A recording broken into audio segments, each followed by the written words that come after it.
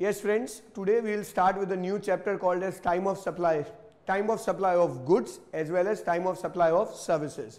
It's a very important chapter. Basically इसे हम simple words में बोलते हैं as point of taxation also.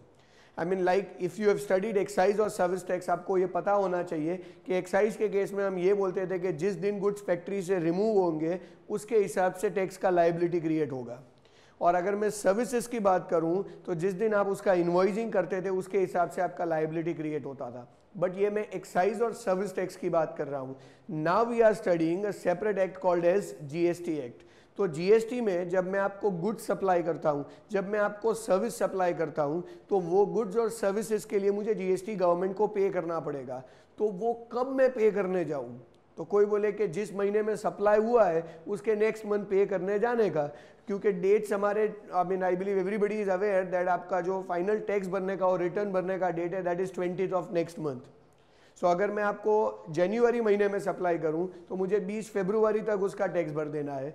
मैं अगर फरवरी महीने में सप्लाई करूं तो 20 मार्च तक टैक्स भर देना है. अगर मार्च महीने में सप्लाई करूं तो 20 अप्रैल तक टैक्स भर देना है. सो मेरा टैक्स भरने का due date 20th of next month है, जो आपको ऑलरेडी पता ही है. बट द पॉइंट इज, मैं ये मानूं कैसे कि ये जनवरी महीने का सप्लाई है? मैं ये कैसे मानूं कि फरवरी महीने का सप्लाई है? So you need to understand, अगर जनवरी का सप्लाई है तो due date is 20th Feb. But how do you decide that it's a January month supply? Let me give you an example. आज फ्रेंड्स है डेट 29th ऑफ मार्च का.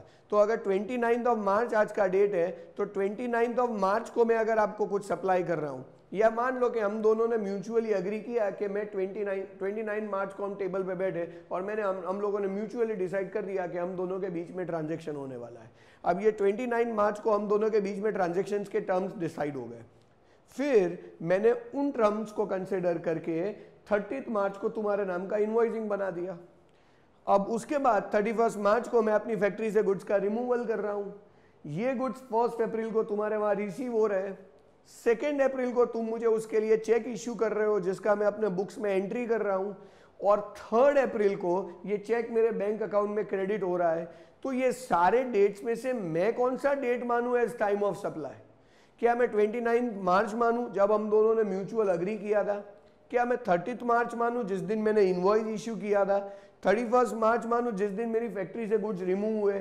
1st अप्रैल मानूं जब तुमने वो गुड्स रिसीव किए? 2nd अप्रैल मानूं जब तुमने मुझे उसके लिए चेक दिया?